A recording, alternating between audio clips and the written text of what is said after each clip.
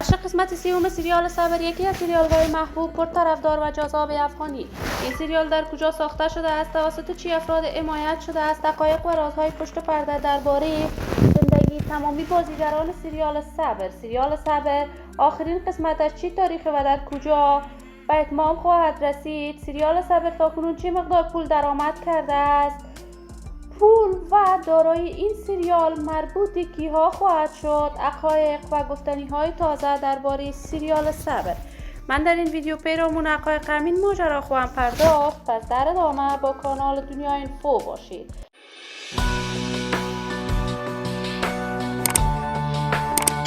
سلام و سلامتی نثار تک تک شما دوزاران و همراهان نهایت ارجمند کانال دنیا اینفو. شما را خوش آمدید میگم به یکی دیگر از ویدیوهای جذاب و دیدنی این کانال.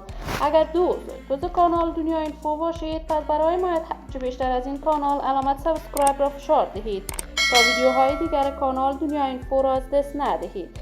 سریال صبر یکی از سریال‌های محبوب پرطرفدار و مطرح در میان مردم افغانستان بوده است. این سریال جذاب افغانی توانست در مدت خیلی کوتاهی در دل‌های مردم افغانستان جایگاه رسانه‌ای خاصی برای خودش پیدا کند. سریال صبر هر قسمت از بیشتر از هزاران بار در یوتیوب بازدید داشته است. سریال صبر دوزاران و طرفداران خاص خودش را دارد.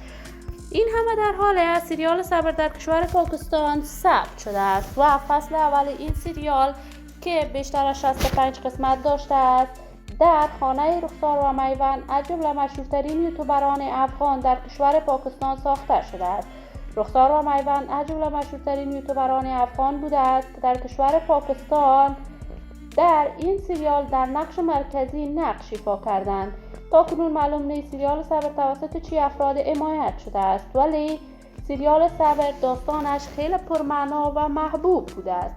من آرزوی موفقیت، کامیابی و سعادت برای تمامی نقش آفرینان این سریال جذاب افغانی از بارگاه عزت الله یزدان تمنا دارم. عزیزان و همراهان نهایت ارجمند کانال دنیا اینفو، اگر دوست دارید قسمت‌های جدید سریال صبر را بیننده باشید، پس سر بزنید به کانال یوتیوب رویا.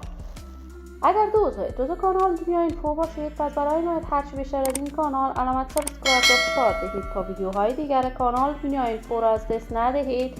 تا درود دیگر تمام شما خوبان ارجمند کانال دنیا اینفو را به الله منان امانت گذاشته موفق کامیاب باشید.